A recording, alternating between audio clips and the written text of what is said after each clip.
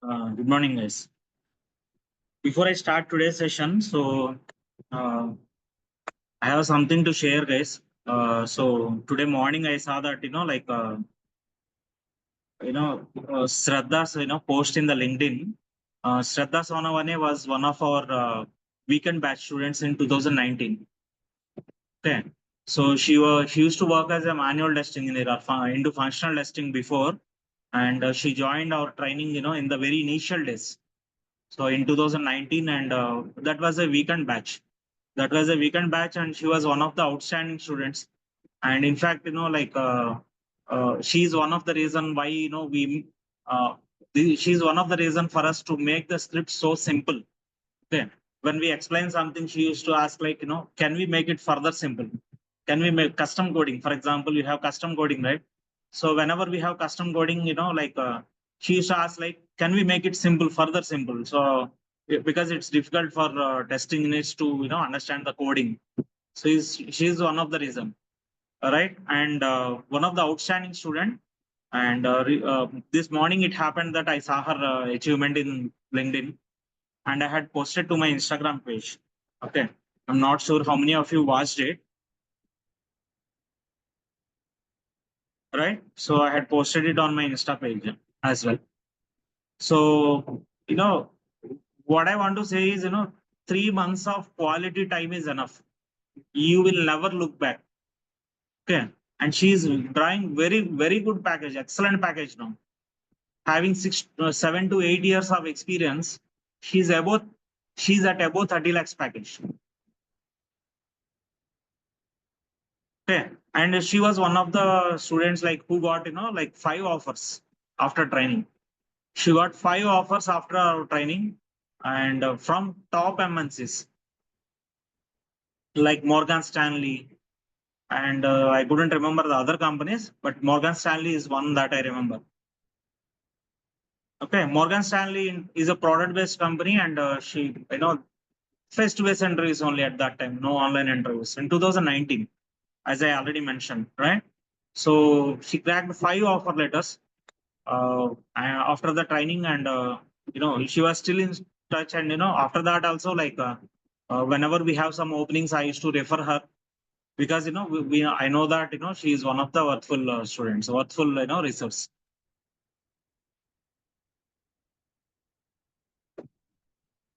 Hmm? Okay.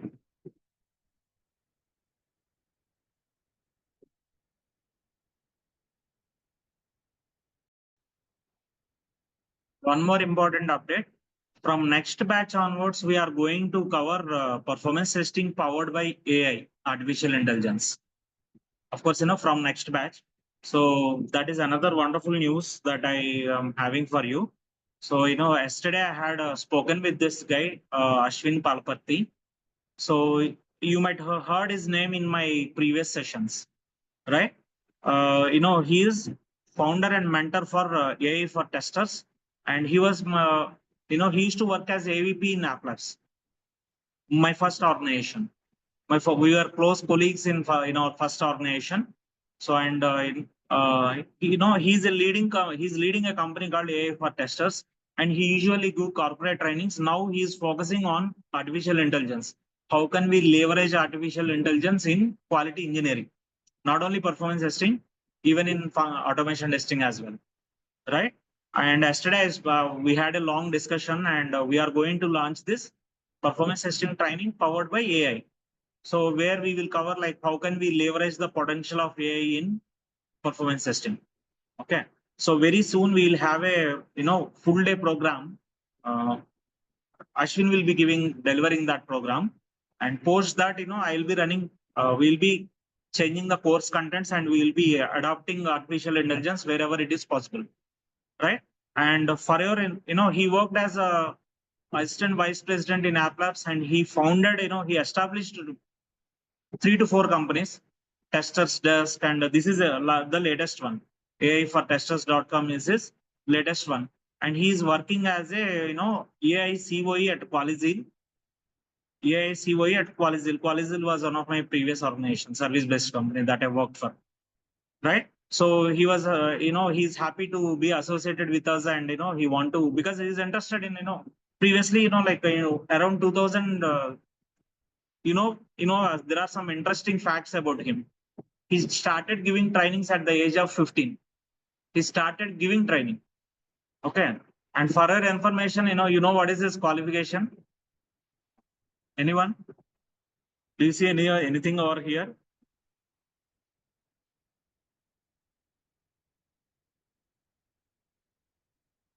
But he's a pioneer in testing. He's a pioneer in testing, all sort of testing. So he used to give Java training initially into around 1998 or 2000.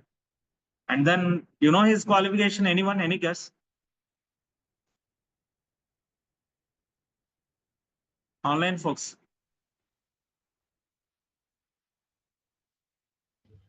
Yes, am I audible? No, Pawan, no idea. Okay. So he's a school dropout. He's a school dropout.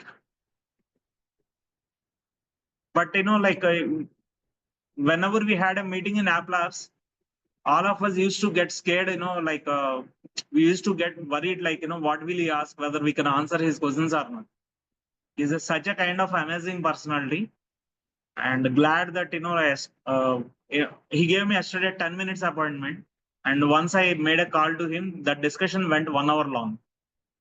1 hour long, and he happily agreed that, he will come to visit our institute. He want to see our environment. He saw our Instagram page, and he felt so happy. He expressed that he felt so happy with the content that I am posting, and he could feel that the positive vibes and all. And he said that I want to visit the institute once, because he was also into training long before, still into training.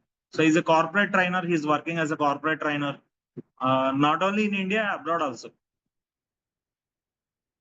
Okay, and we will have a full day program on how to leverage Gen AI in performance testing. And from the next batch onwards, we will be adopting artificial intelligence very as much as possible. Okay. All right. So any queries, guys? Any queries or any? He's an architect of Gen AI and agentic AI tools, trainer, speaker, author, advisor. He's also into music composition.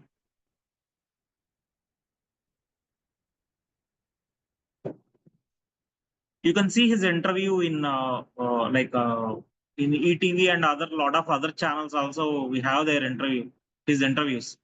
Right, Testers Desk is one of the company that he has established.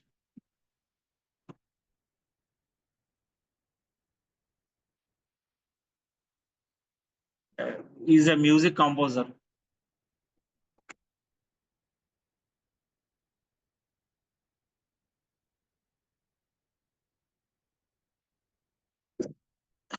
Okay, all right, yes. So let's go back and let me try to finish this one. How to create the test data with database tool, right? See, for that, we cannot work on an online application, online Konakat application. I am going to use Konakat application. What is Konakat? Konakat is a enterprise Java application. Enterprise Java application. Why is it called as an enterprise Java application? Means, see, if you take web tools or any other application, it works on simple web server. It's a very simple application. Web tools is a simple application. Whereas this Konakat is an enterprise Java application in the sense that it requires Tomcat server as an app server and a separate database server. If you observed, when you set up Konakat, it has created multiple tables, right? Did you see around 130 to 140 tables will be created, right? So that is almost equal to a real-time application. That's why it is called an enterprise Java application, right? So we'll see how to create the test data from the backend. For example, if you don't have a provision to, in the last session I had explained you. So I had shown you one application where we can't do a user registration script. We cannot do a user registration script here, or we cannot register, from the front end of the application, isn't it? So in such case, if you want to create data, if you want to create your credentials, username and password, or if you want to create, accounts, right? So we can create if you have access to the application database, right? So for that, to show you that, I asked everyone to install MySQL and Konakot on your local machine, isn't it? Now, first let us start that MySQL. I had set up MySQL as a service, right? I had set up MySQL as a service, and by default, it will be set up as a service. But I did one small change. What I did is, by default, this will be automatic. I had made this as manual. So by default, it will be automatic. What happens if it is automatic? Whenever we start our PC, that MySQL also will be running if you set it as automatic. And you see there is another option called delayed start. What does that mean? What does after turning on the PC, right? Once everything is loaded, then MySQL will start running. That is delayed start. That should be delayed start. Okay. And then I had set it to manual because I don't want to run it every time in the background. That will be waste of resources, right? So I don't want to run it in the background. That is why I had set the properties to manual. Now I'm starting that service because I want to try those database queries and all, right? So once we start this service, you can close the services tab. And one more thing, you can go to services either from here. This is one way. In the Windows search prompt, you type services and you can go. Or there is another way, you can go to task manager, and there also you have a option to go to services to manage the services, right? So here also, select something and type letter MY, right? And you can see here the status is running. You can start and stop from here as well. You can restart, you can stop it, you can start it from here, from services, from the task manager as well, right? Task manager, you have another option, startup apps. Do you see that? Did you see that anytime? Startup apps means what all apps will be, see whatever is enabled, right? All those apps will be running as soon as you start your system, as soon as you start your system. See, for example, I don't want Microsoft Teams, right? So I had disabled it so that, your system, whenever you shut down your system, right? And you boot up, it will be faster. It will boot up faster if you disable the unnecessary programs. Clear, guys? In the startup apps. So understand all these tabs in task manager. All these are important. Processes, performance, app history.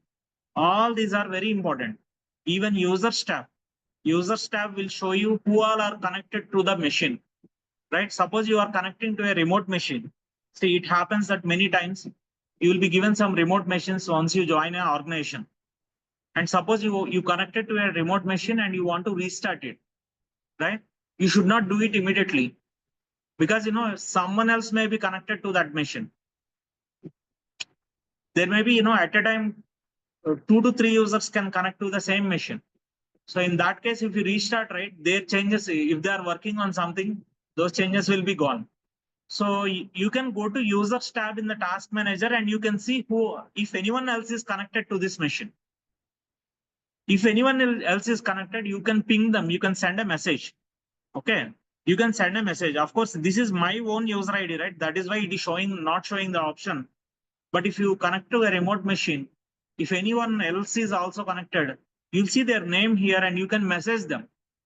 You can message them and you can ask their, you can inform them that you are going to restart the machine, remote machine, right? So that is the purpose of users tab. And then details tab, what is it showing? Details tab, it is showing the PID, process ID, status. What is the status of all those programs? Who is using that, right? And all those details, right? You should know, look into all the options of task manager. Okay. And if a program hangs or freezes, right, you can kill that program from the task manager. If a program is not responding, if it is stuck for some reason, you can restart that program or kill that program from the task manager. That is another option that we use task manager for. Okay. Now coming back to this, I had started MySQL. Now let me start this Konakot application also.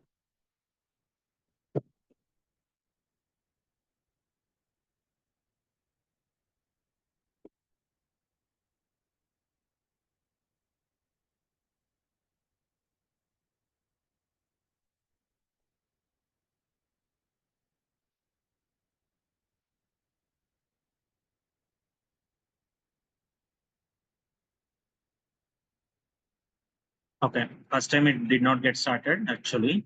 Yeah. So anyone facing any issues with that setup, guys? Online folks? No.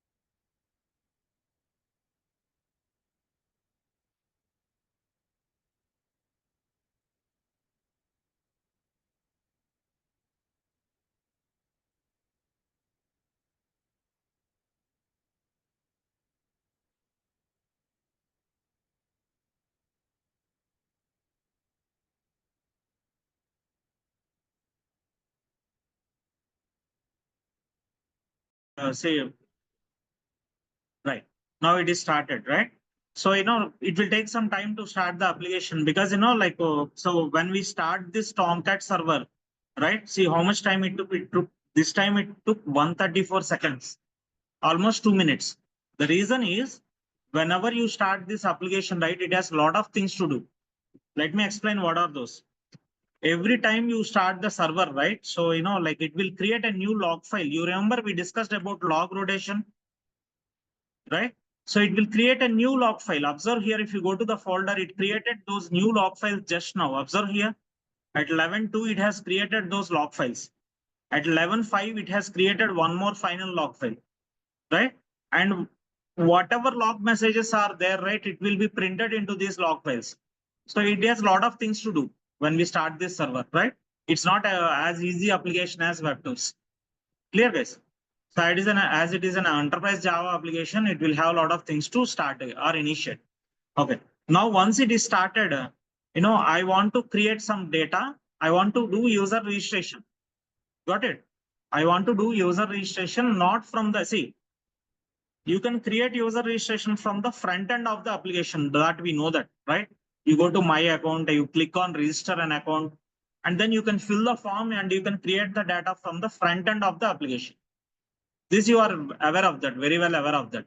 You can do a script for this and you can run the script and create thousands of user IDs. But what if you cannot create an application doesn't provide an option to? Suppose if the application doesn't have a provision to create the test data or the account logins from the front end like this, right? As I don't have access to this, I cannot show that on that application. I hope I am not confusing. I hope there is no confusion, right? See, I don't have access to this application. This is not a local application, isn't it? That's an online application, right? There you will not get access. Okay. Only that Arvindo group team will have, IT team will have access. Got it? Now I am going to show you like, how to create the test data from the database side, from the Quanacart database. So for that I had installed, I am going to use a database tool called DBeaver. And there are multiple tools, multiple database tools that you need to keep at least 2 to 3 tools in your CV. Please remember this. You need to keep at least 2 to 3 database tools in your CV. Okay. If you don't keep any database tools, if you don't keep any Jira or Confluence, if you don't keep Postman tool in your CV, definitely anyone will suspect, even though your experience is genuine. Even though your experience is 100% genuine, if you don't keep all these tools in your CV, because we cannot complete a performance testing project with JMeter alone. JMeter ఒక్కదాంతోనే project అయిపోదు. You'll use multiple tools. And if you don't show those tools in your skill set in your CV, obviously anyone will suspect, even though it is genuine experience. Okay, and they will keep it aside. And now these are called as universal database tools. Do you read it over here? Did you see that over here? Why these are called as, let me restart it again. So DBeaver, DB Visualizer, I have one more tool called DB Visualizer.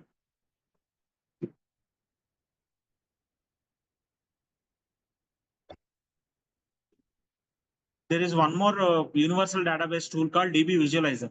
So why are these called as when you start it, right? Observe here, it shows that it is universal database manager, right?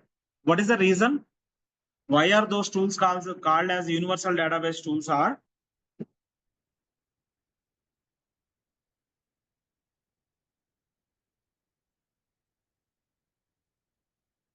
They support, we can use multiple data. We can using these tools, DBeaver or DB Visualizer, we can connect with multiple databases. Okay. What are databases? If you want to see the list of databases supported by this, you go to database and go to click on new database connection, and you can see all the database tools supported by these DB tools, right? See, you see tons of tools here, isn't it? You have both the SQL tools, NoSQL tools like Cassandra, Couchbase, DynamoDB, and all this, MongoDB, and all this, right? NoSQL tools, and it also supports time series databases, right? It also supports some time series databases. Did we discuss? I think we did not start InfluxDB and all, right? So InfluxDB is one popular time series database, right? We'll discuss that. We'll discuss. Did we start InfluxDB, or did I at least introduce that tool? Okay. We'll do that. We'll do that in this week mostly, right? So these are the various tools that are supported by these database tools like DBeaver. Okay. So I see that LoadRunner batch guys are also joining, as these are common concepts for both LoadRunner and JMeter. So I had asked you to join, guys. Sonali or others from LoadRunner batch. Pravasni, did we discuss? Pravasni and Sonali, did we complete this in your batch? How to use these database tools and all? Yes, Huh? yes, Mr. Okay. We had already completed this in your batch. Okay. Anyways, it will be, then if it is completed, I'll ask you some questions. I can ask you some questions. Shall I?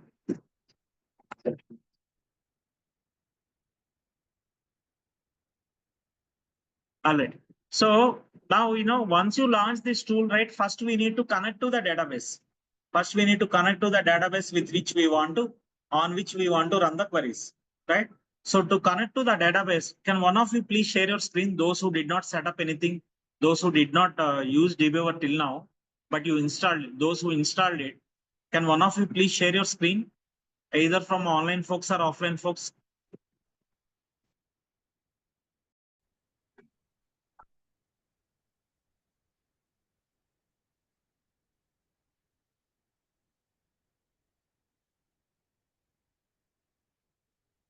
Yeah, I have one session on this October 24th session on these DB tools. I think I covered there, like how to connect to database, what details you require. Because I want to explain what details are required, to connect to a database. And those who, for those who are from LoadRunner batch, Pravasni or Nutan Prasad. So can you tell me, can you recollect, what details are required to connect to a database? Suppose you are into some project and you are asked to connect to the database, your database. You are given some credentials, access credentials, and your team asked to connect to the DB. Check your connection to the database. What tools? What are the details required for that? DB name. Yeah, Nutan And Prasad, yes. port DB name, also. database Port host name, also. or DB server name, right? First, we need to know the database server name and port number. Someone, yes, port number is also required. DB port number is required, isn't it? We need to know the database port number. What is the default port number of MySQL?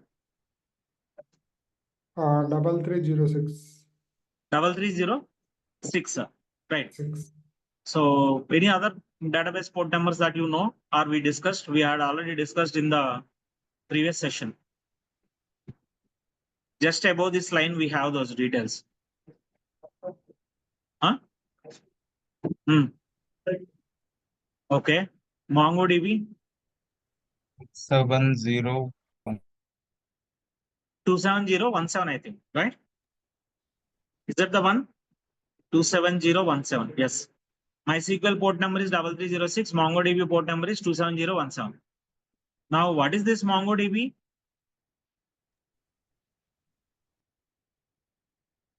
Database, sir, database.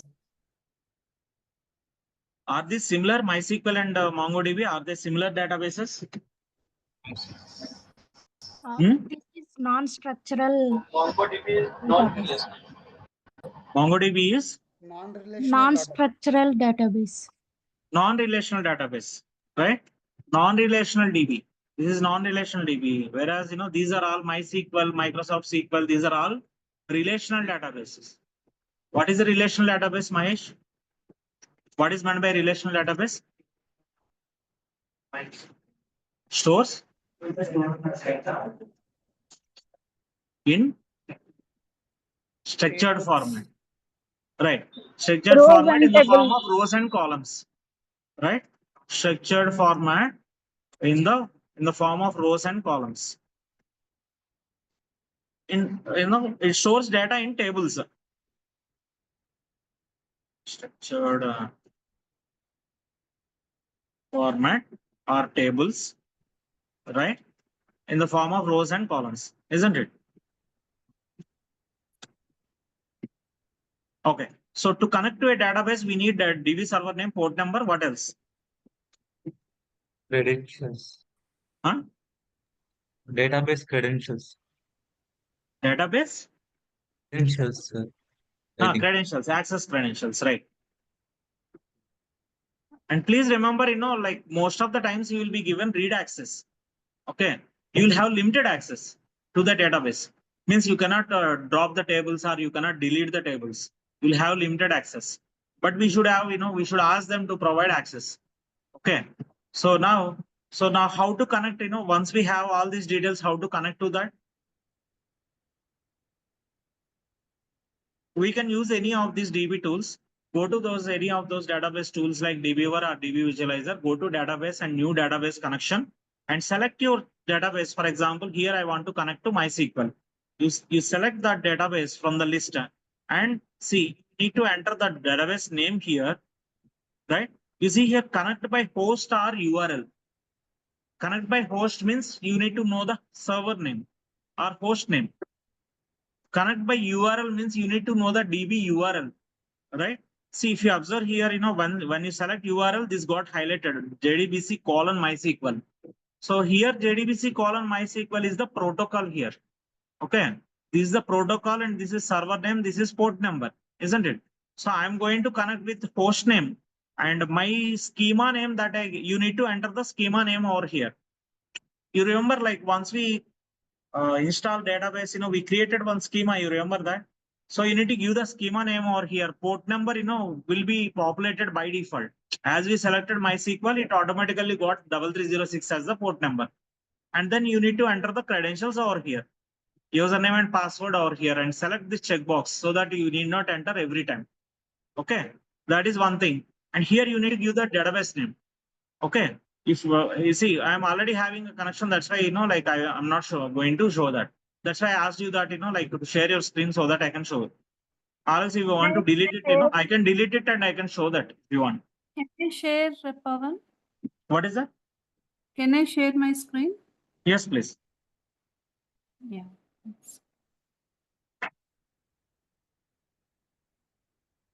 See.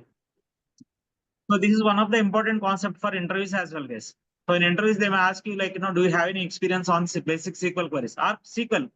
How much do you rate yourself on SQL database concepts? If they ask like this, you say some rating like, 7 or 8 out of 10. Okay. Okay. Don't give beyond that, please. Okay. I even on LoadRunner or JMeter also, I don't give any rating beyond 8. Okay. Now also, right? Now also, so 8 is also very high, right?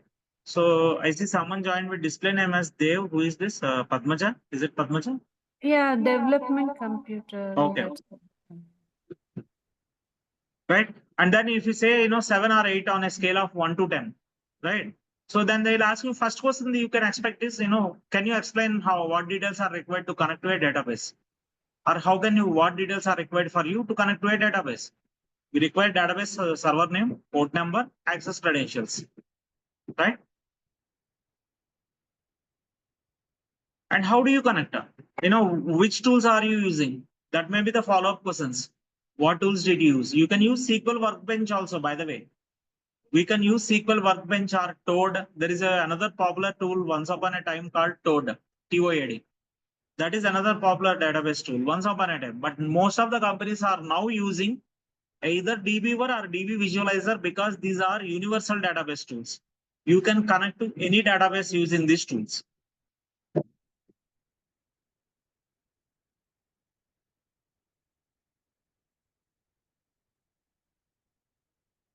Yeah. Okay. Now, I don't see any connection to that. Can you please give me control once I'm sending a request? I don't see any connection to that Konakat database at least, right? Okay. So now, thanks, Padmaja. Now, can you show me the SQL service running? Can you show me that, go to services and show me that MySQL server? No, go to services and show me that. Go to services. In the Windows search box, type services in the Windows search box. Or else you can go to task manager. I had explained it just now. Okay, select something and type MY. Select something and type MY on your keyboard. MY. Yes. So this is running, right? Why it is showing as MySQL 84? Did you change that port number? No, MySQL 80 is the service number. Default one is MySQL 80 is the service name, right? No, actually that is 8.4. Version 8.4. Okay. Okay. Yeah, you can close the services now.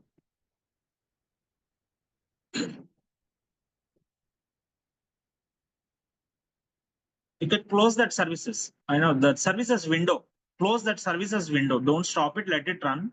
Yeah, it And is closed. change the startup type to manual. Better to change the startup type as manual. Did you close that services window? Yes, I will change it to manual.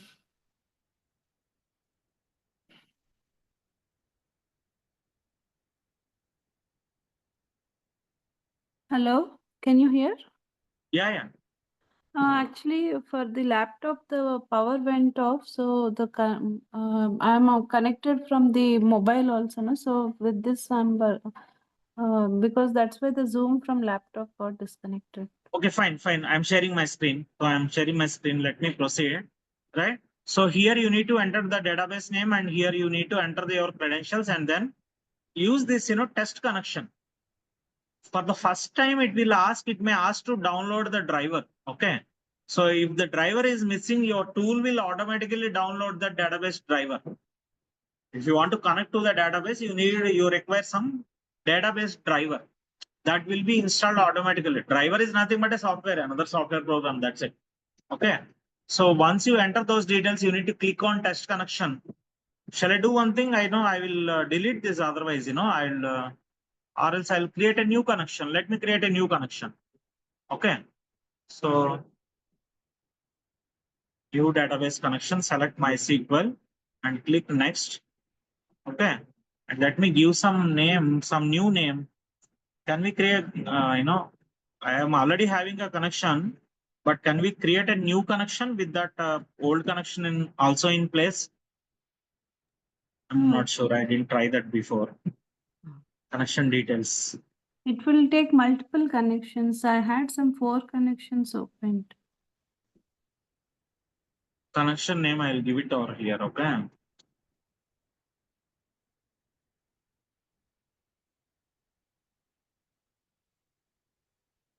Yeah. And now I tried this test connection and you can see here it is connected, right? So click OK and click finish. And you see that connection over here. Do you see that second connection over here? This one. Konakat schema 2 is the connection that I created just now. Isn't it? to the same database, I gave, see, you can check the properties, you can right click on that and you can check, somewhere you should have an option, properties option. 1 second. SQL editor, edit connection. Click on edit connection and you can see those details.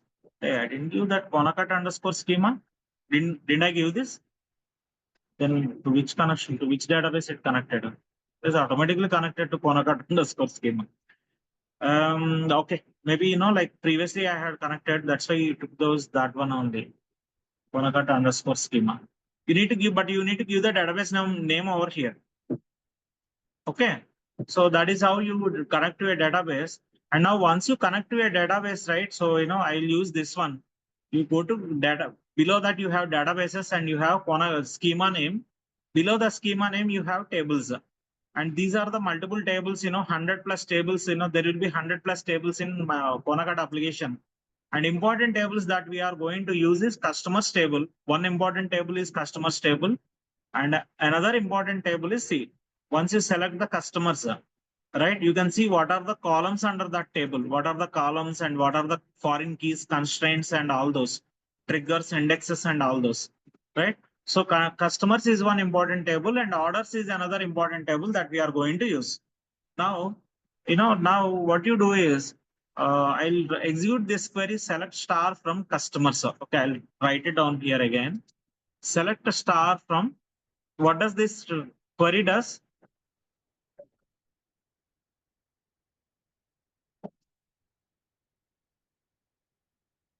So it fetched all the records from the customers table, isn't it?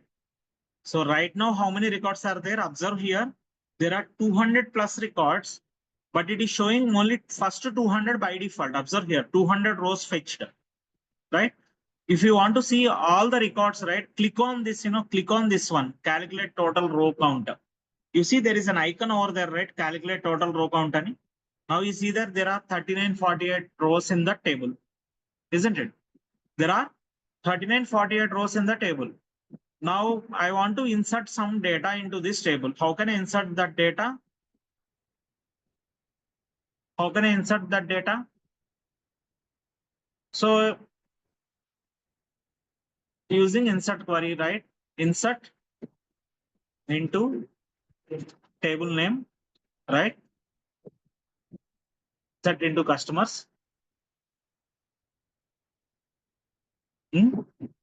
So we need to know what are the primary keys in the table. Yes or no? First, we need to know what are the primary keys. What is a primary key? Pravasni, what is a primary key? Primary key should be unique, right? It will help us to fetch the data from a table, any table. We can use that primary key and we can get that data, right? It makes it, if you use primary key, I think it is faster, right? So what is the primary key, guys? In database, what is the primary key in database?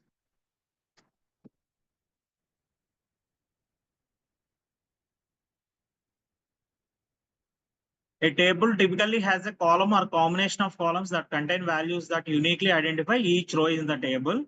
This column or columns is called as primary key of the table and enforces the entity integrity of the table. What is the meaning of that? If any column is a primary key, right, you cannot insert duplicate values inside that, isn't it? We need to, suppose if employee ID is a primary key in a table, obviously, suppose there is an employee table, obviously employee ID will be the primary key.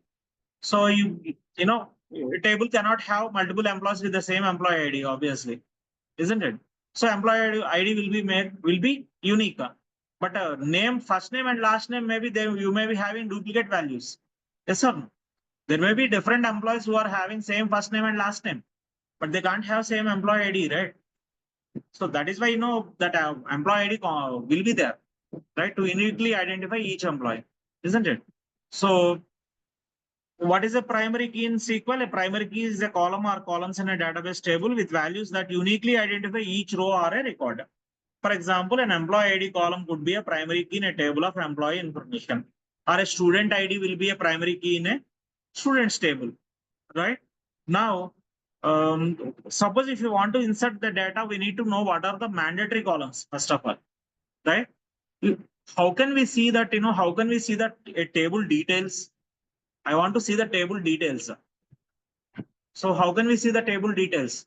What is primary key? What is foreign key? What are the character types that what kind of data I can insert into each row and all?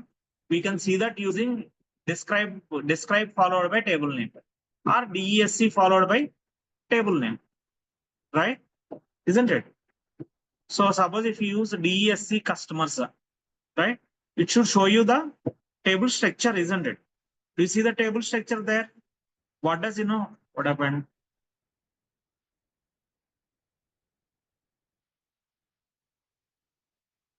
Right.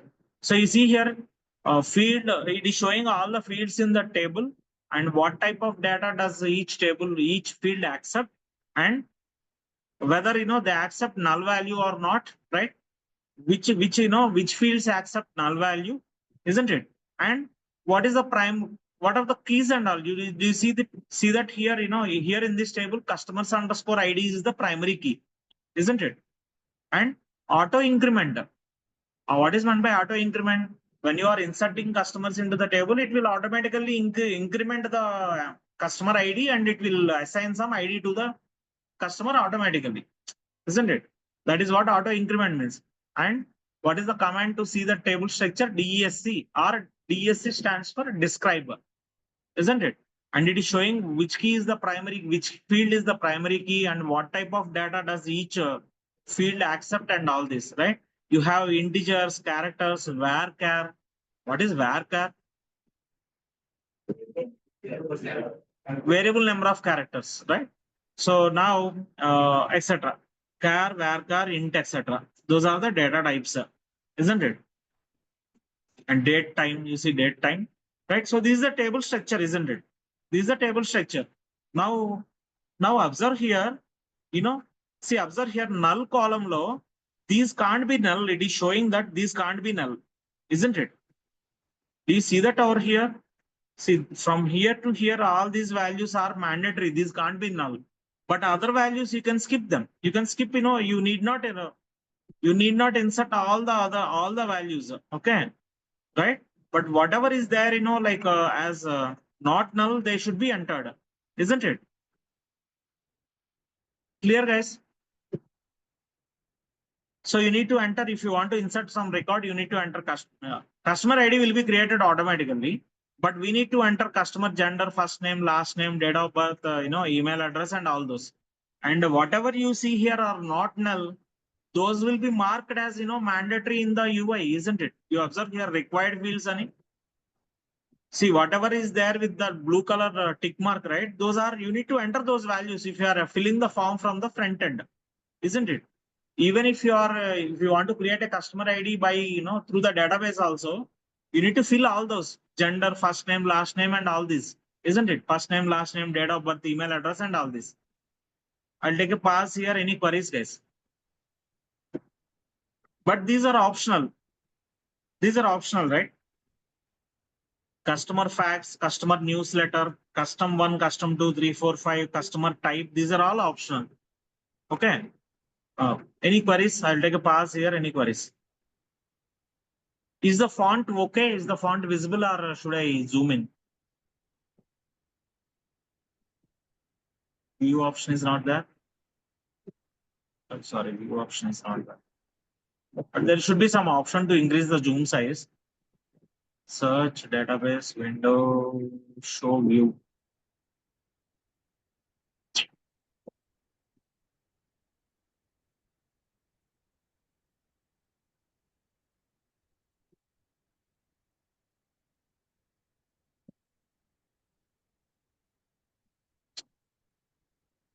Okay, any queries, guys?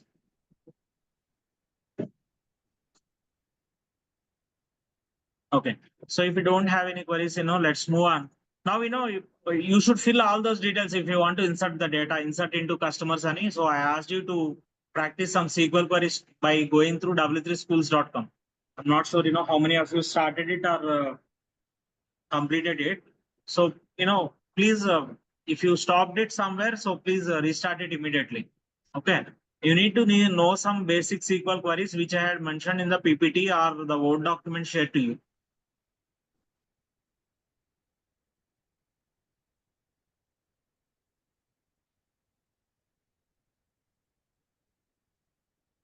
By the way, yesterday I saw one more, one more important thing. Recently one in LinkedIn only. So I had took a screenshot also, but what is that all about is recently one guy was, cleared Infosys interview through proxy, it seems, not our student, by the way. Okay. And, once he got into the job, their team suspected him and they found that, it seems, and they filed a police complaint, it seems, under IT Act, some 39 or something. Right. So once, Infosys or some other TCS do that, all other companies will follow that. Right. So, don't take that risk. Once a complaint is filed, that doors will be closed completely into IT. Once, FIR is filed on any candidate, right? Please remember that. I have a screenshot. I'll share that. I'll share that also.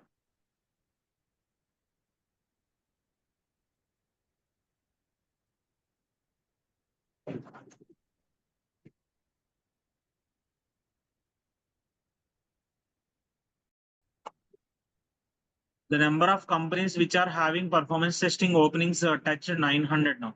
In our list that I am preparing. But this is really, but that, software companies filing police complaint on those who are getting job through proxy, I think that is really good news for our students, right? Because most of our students, don't want to do that. That is why you are here, right? So if at all anyone is planning for those kind of stupid things, please be aware. Please be aware that, once a police complaint is filed on you, you'll get nowhere job anywhere, not in IT, not only in IT. Most of the non-IT companies also do police verification before, so they release offer letter, right? It will be very difficult to get a job anywhere.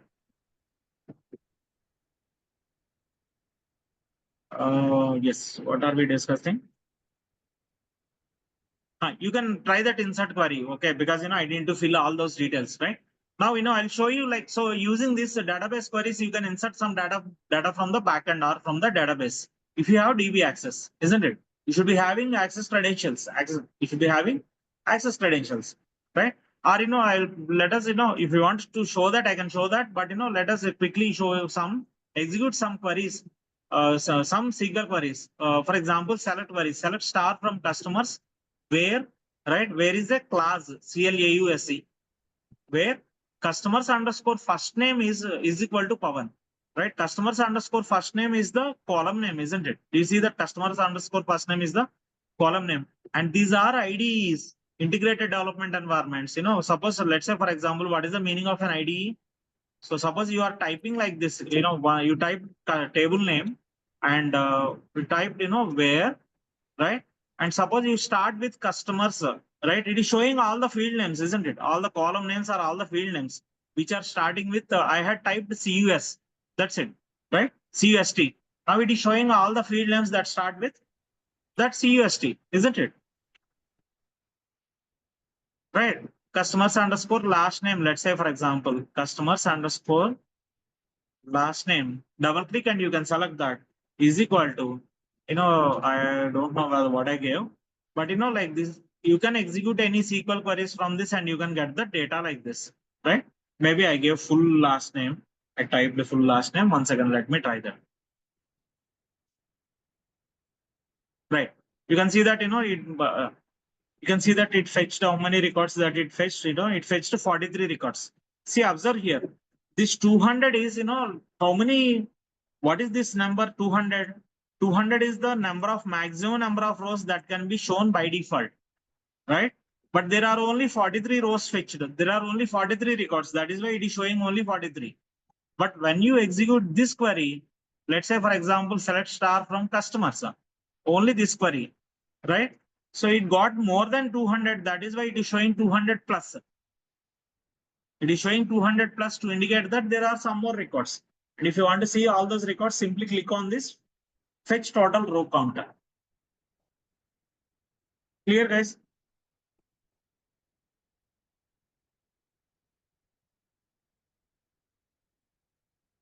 And you can also save these queries. Suppose, for example, you tried some queries which are working queries, right? You can save all those queries into into one file. You can save all those queries so that you can reuse them later. Or even if you don't save it, if you close it, it will ask, do you want to save? Right? You can save that file. You can go to you can see we are in this what we call this, guys.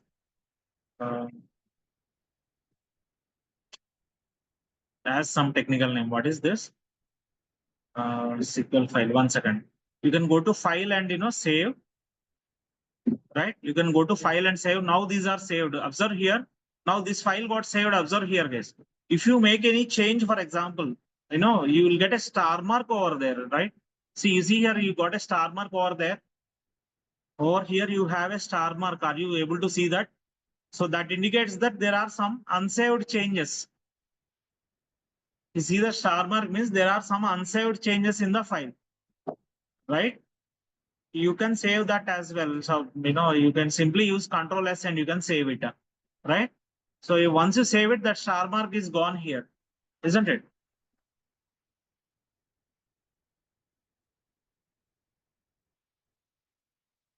And these are all scripts. These are called as scripts. Okay, you can save those into save. You can save some SQL queries into a script.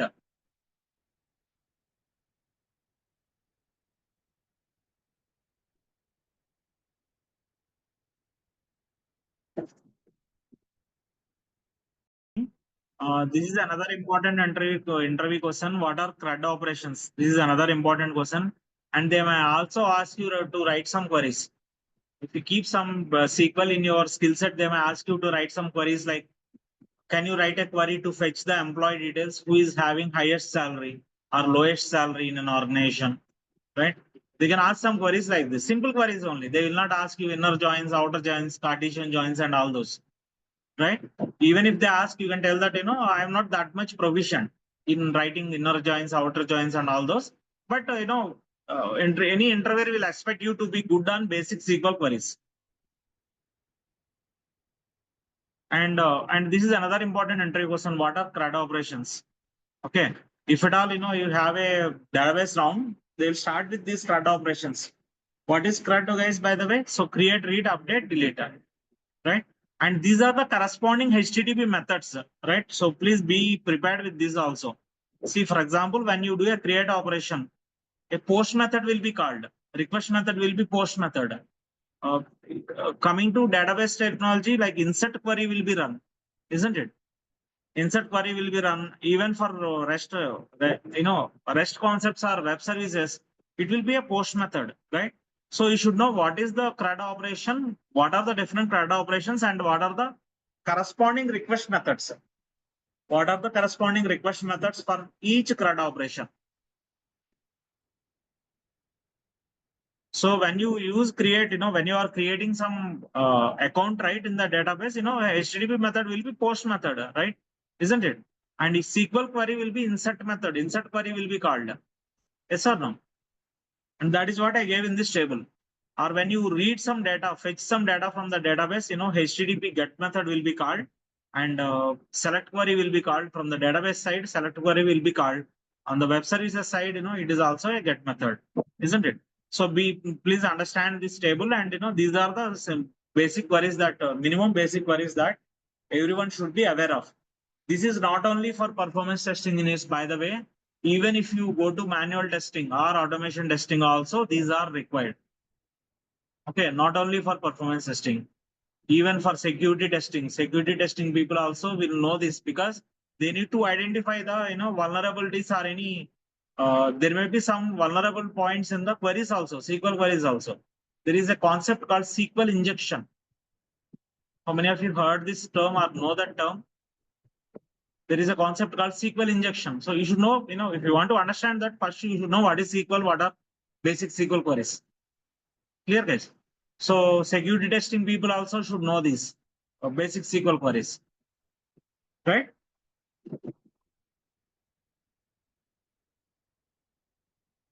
And what is, by the way, what is a transaction? What is the commit and rollback, right? What is a transaction in database terminology? See, in performance testing terminology, transaction is different. What is a transaction, Virendra, in performance testing term perspective?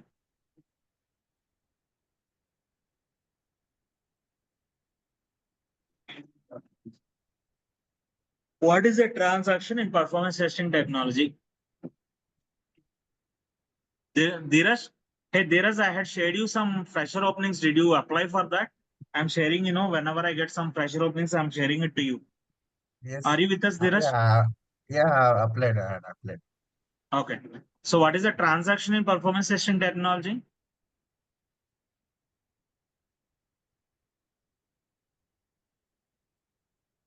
See, in database technology, transaction has a different meaning, right? But in the performance testing technology, transaction means, guys, you know that all of you know that.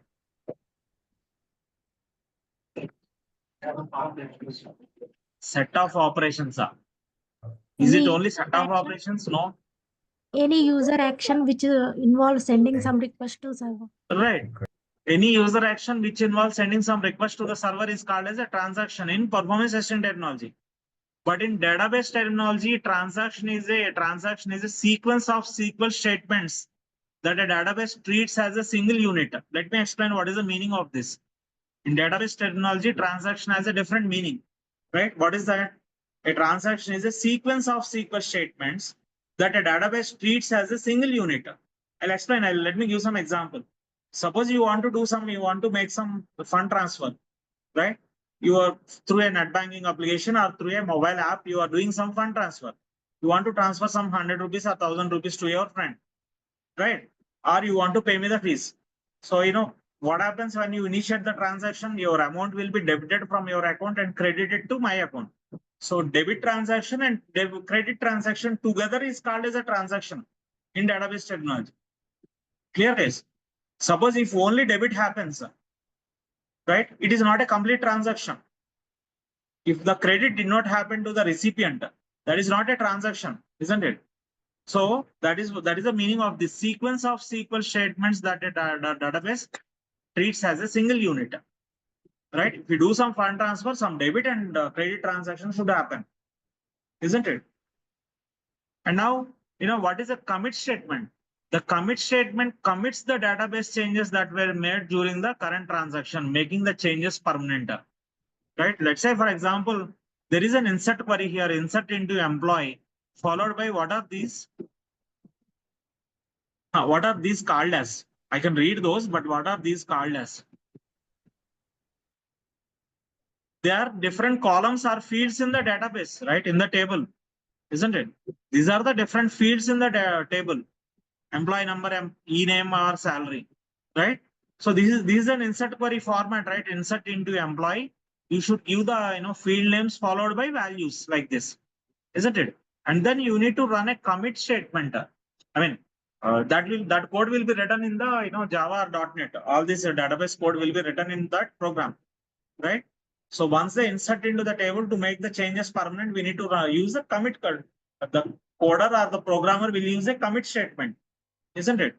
So commit statement commits the database changes that were made during the current transaction, making the changes permanent. Now, suppose if you don't want to make those changes permanent, you can use rollback. Rollback means nothing but undo. You can roll back or undo any changes made during the transaction with the rollback statement. And I gave an example here, delete from employees. So for example, you deleted an employee, deleted a record from the employee table.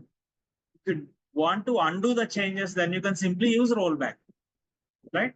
So these are some basic concepts that you need to know. What is transaction? What is commit, rollback? What is save point? These are not important, but these are easy to understand and remember as well. Agree? Commit, transaction, commit, and rollback.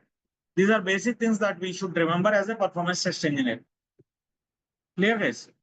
Or as a tester, as a quality engineer, every quality engineer should know these basic SQL queries. Okay, I'll stop it here, guys. For today, we'll continue tomorrow. Any queries before we close today's session?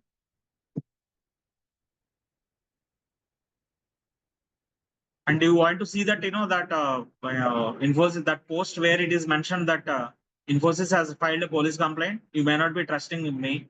right? So let me share it. I'll stop the recording and I'll share it and show. So this is a LinkedIn post, where I came across, which I came across yesterday, right? So with these hashtags, you can search with those hashtags, and you can see that IT Act section 318 and 319, it seems. Infosys has filed a police case against him, who entered the job through proxy.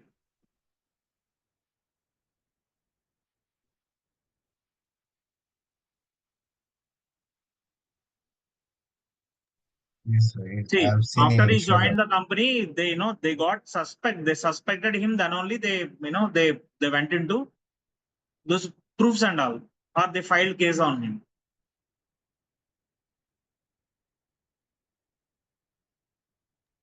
It came in Instagram. Uh, uh, and, something else, guys. This is regarding that real-time applications job support work that we got. I completed that script on Saturday. When I run that script with the JMeter script, that is JMeter script, when I ran that script with one user for 25 iterations, there are no failures. Let me show you that. Okay. But see, please try to assimilate this thing also, understand this concept also.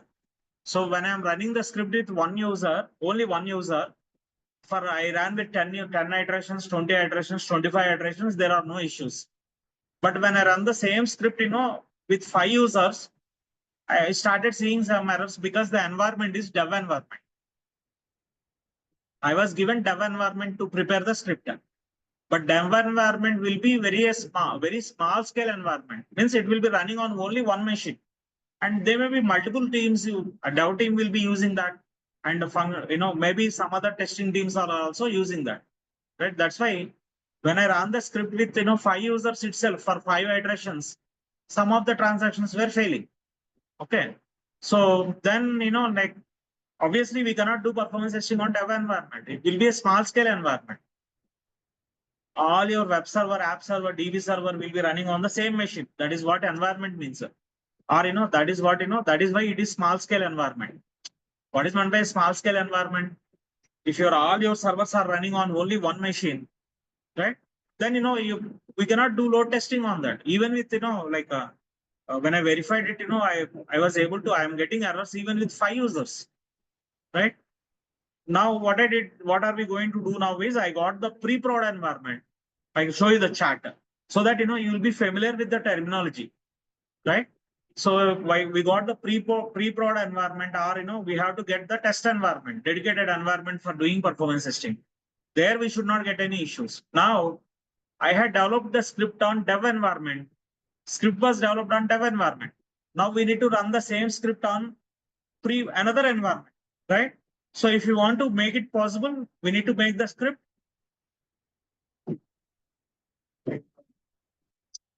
Okay, environment law. If I want to run a script which is developed in one environment, run in any other environment, what is that concept called as? Making the script work in any environment. What is the concept called as? Script portability. Script portability. We need to make the script portable. How to make the script portable? We need to parameterize the server name, right? We need to parameterize the server name. See, because server name only changes. I'll show you that. I'll show once I stop the recording, I'll show that. I cannot record that because that is real-time application. I can't record that. Okay. All those details and I cannot share those. So once I stop recording, I'll show that for offline guys. I cannot, sorry, online guys, I can't show that because that is a real-time application and I am not the application owner for that. Okay, we got some job support request and that is how we got to know the application, right? But for offline guys, I can show you that. No recording. At that time also, I can't record all those. Okay. But I'll show you different environments and how to make the script portable. We'll do that now. And important thing to know is now if we just change the server name, will the script work on any environment?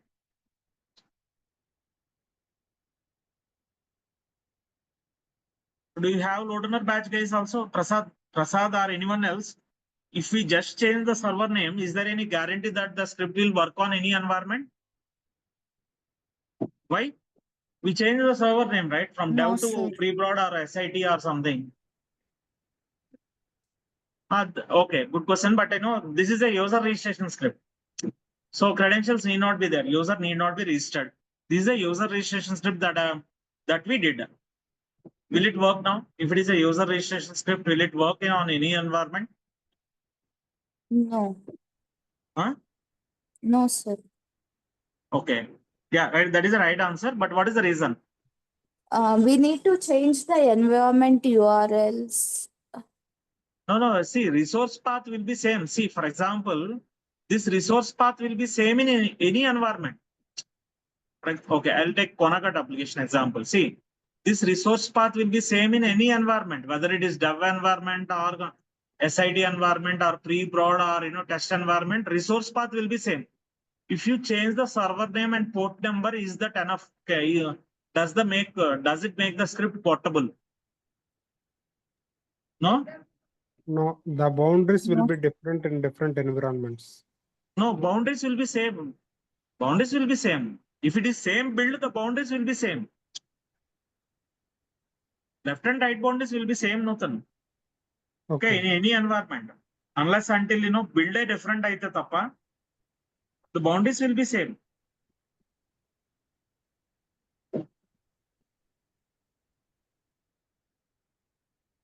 Okay, let me explain.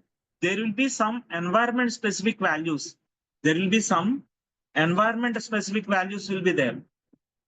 That we need to correlate. If we correlate those values also, then by changing the server name, we can simply run the script in any environment. But please remember that there will be some environment specific values that we need, that needs correlation, that need to be correlated. That needs correlation. Okay. So once we correlate those environment specific values, then yes, we can run the script by simply changing the environment. We can run in any environment. That I am going to show that today. We are going to complete that, we are going to make the script portable now. I made the script work on dev environment, but I'm not sure it will run in pre-prod because there may be some environment specific values. So we need to check that and we need to correlate those values. Then only we can be assured that the script will work on any environment. Okay. Now suppose if now is it clear so far everyone, online and offline folks? Did you understand? We had developed a script on dev environment and I want to run the script on pre-prod now. Pre-prod, right? Now, so to make that, to make the script work on any environment, I just now mentioned that there may be some environment specific values which need to be correlated. Okay. Now, once I do that, suppose if I want to make the script, the same script work on, let's say there is some other environment, production environment, let's say, or test environment. Okay. Suppose this is done. You identified all the environment specific values, all the environment specific values.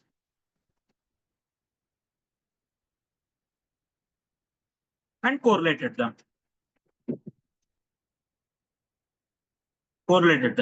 Now, can we run the script now?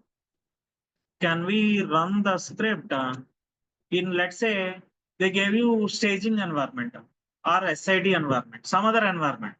They gave you staging or, staging or some SID environment.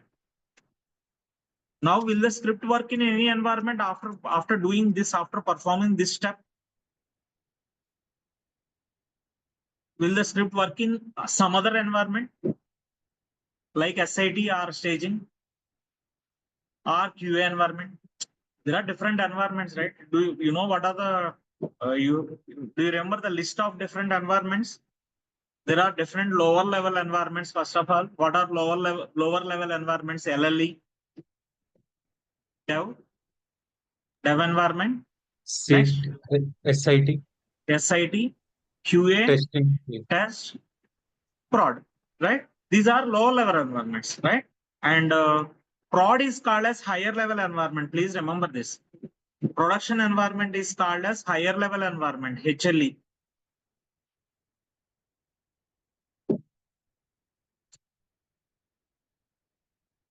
So prod is called as, production environment is called as higher level environment. These are all called as lower level environments. Okay.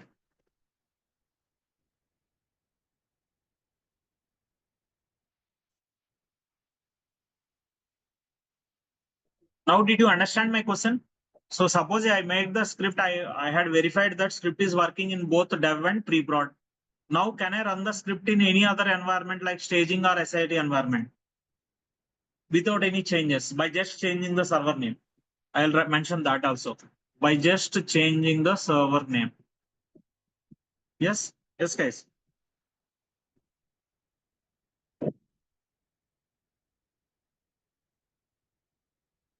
Will it work or no? No. If you made the script work across different environment, 2 different environments, it will work in any environment if the build is same. Please note this. Same code or same build, if the same code or same build is there in any other environments, the script should work. Once you make the script work across 2 environments, the script should work, because when you switch from one environment to another environment, you will be able to identify all the environment specific values. Once we correlate those environment specific values, your script will work in any environment. Clear, guys, everyone? Clear or no?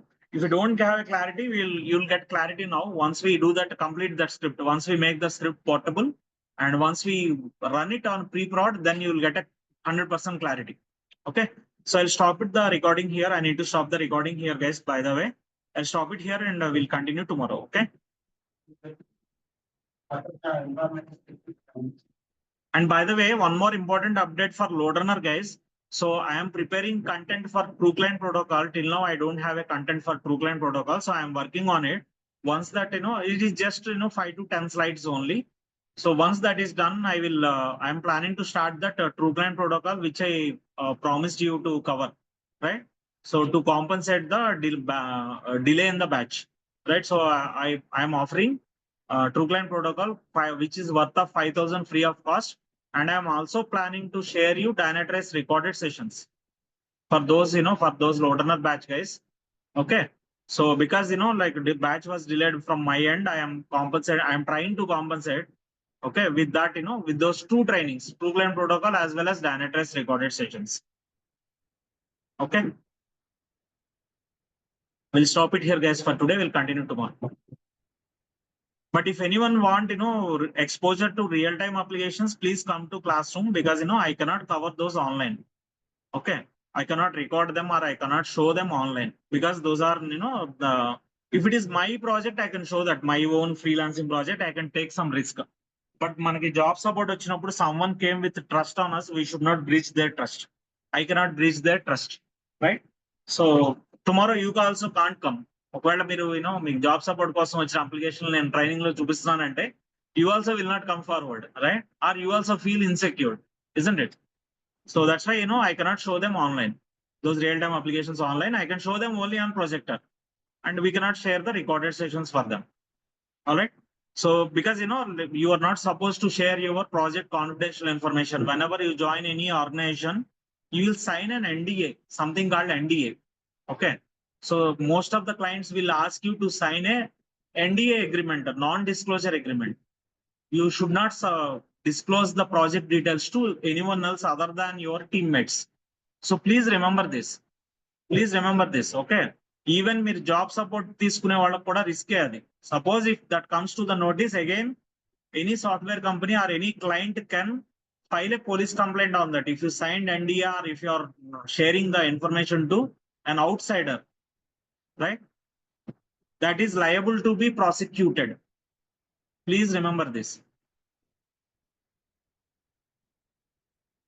All right, I'll stop it here, guys, for today. So please note this, okay? And even though you don't sign the agreement, right? Me offer letter lo untadi. In your offer letter, it will be mentioned any project related confidential information should not be shared to an outsider. And clearly, it will be mentioned in your offer letter. You should not even show the offer letter also to others. You should not share your payslip also to others. Okay. But I had shown my payslip. I know that because, even though they file complaint on me, I need not care. I don't want to do any job now. Right? నేను వెళ్ళి మళ్ళీ IT job చేయాల్సిన అవసరం లేదు. There is no necessity for me. That's why I took that risk. But still they can file a case on me if they want. Payslip also you should not disclose to anyone. You should not disclose your payslip or your package details to anyone. Clear, guys? So please be aware of this. Offer letter also should not be shared.